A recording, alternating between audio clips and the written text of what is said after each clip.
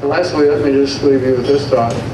There's a book by a guy named Stephen Covey. It was written several years ago called The 7 Habits of Highly Successful People. And one of those habits that kind of grabbed my attention, because what it was this. He said, begin with the end in mind. Begin with the end in mind. And so what he was talking about is you want to live your life in such a way that it will be something that you're glad you did at the end of your life. I'm getting closer to the end. I'd like to think I'm not, but I probably am. And so I was thinking about, I was with Bob Devaney, the coach ahead of me, when he died. And Bob was a feisty guy, and he didn't have much longer. He ripped out all the tubes, you know. So I knew it was the last time I would talk to him. He knew it was the last time. It'd be a matter of hours. And it was kind of funny because this guy had accomplished so much, you know. But we didn't talk about the championships. We didn't talk about the trophies. We didn't talk about the rings and the watches. We didn't talk about money. We didn't talk about awards. What was important at that point was family, you know. It's really tough to die alone, you know. And family was important. We talked about relationships, people we knew, people we cared about. And those relationships at the end are important.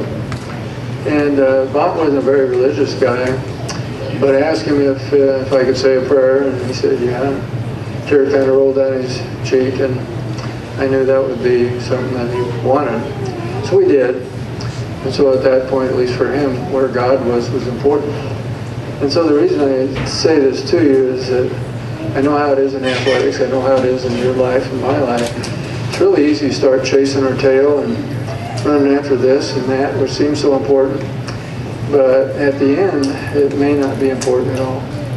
And so Covey suggests that you sit down and write your obituary, kind of a ghoulish idea. But once you've done that, what do you want to have somebody say about you at the end of your life? You begin to see in that, if you take the time to do it, what will in the long run really be important to you. And then you try to line your life in a way that at the end of it, those things that you would like to have said are a reality, and you have no regrets, you know. And so it may be a little philosophical for you, but we felt that was important. Our players understood that, and I think that gave us an extra dimension that enabled us to probably do some pretty uncommon things. So just for your thought. So with that, I will end, and appreciate your being here tonight. Old Kohll has a great